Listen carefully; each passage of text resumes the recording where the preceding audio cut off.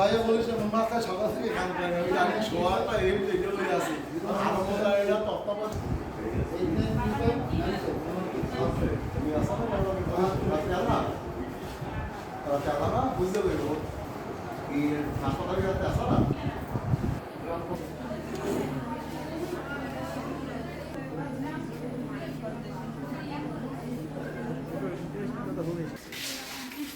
এই পরে ভর্তি এটা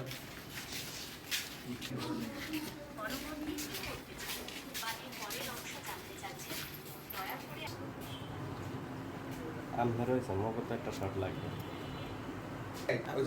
এখন ছাড়লে আমি ওই আসলে যদি পাই তা আমরা পারবো না।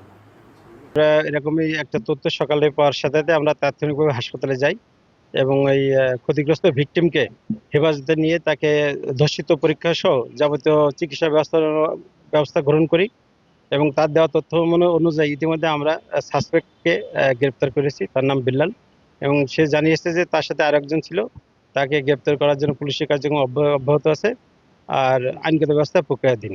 হাসপাতালের ভিতর থেকে একটা মহিলাকে কিছু দুষ্কৃতিকারী বাইরে নিয়ে গেছে, বাইরে নিয়ে গিয়ে রেপ করছে। আমি যতদূর খোঁজ খবর করলাম, আমাদের সিস্টার ব্যাপার পেলাম, সে হাসপাতালে ভর্তি রোগী না, সে বাইরের লোক, হাসপাতালের ভিতরে ছিল। তো আমি যেটা জিজ্ঞাসাবাদ করছি যে এটা হচ্ছে আমরা যে পুলিশ আসছে আমাদেরকে, আমরা যে সিসিটিভি ফুটেজটা আছে সিসিটিভি ফুটেজটা পুলিশকে আমরা দিচ্ছি। একই সঙ্গে আর যে মহিলা যে ভিক্টিম এক্সামিনেশন, এটা দ্রুততার সঙ্গে আমরা করার ব্যবস্থা নিচ্ছি যাতে সঠিক চিত্রটা বের হয়ে আসে। আর পুলিশকে যাবতীয় আমরা যে সহযোগিতা আমরা করব।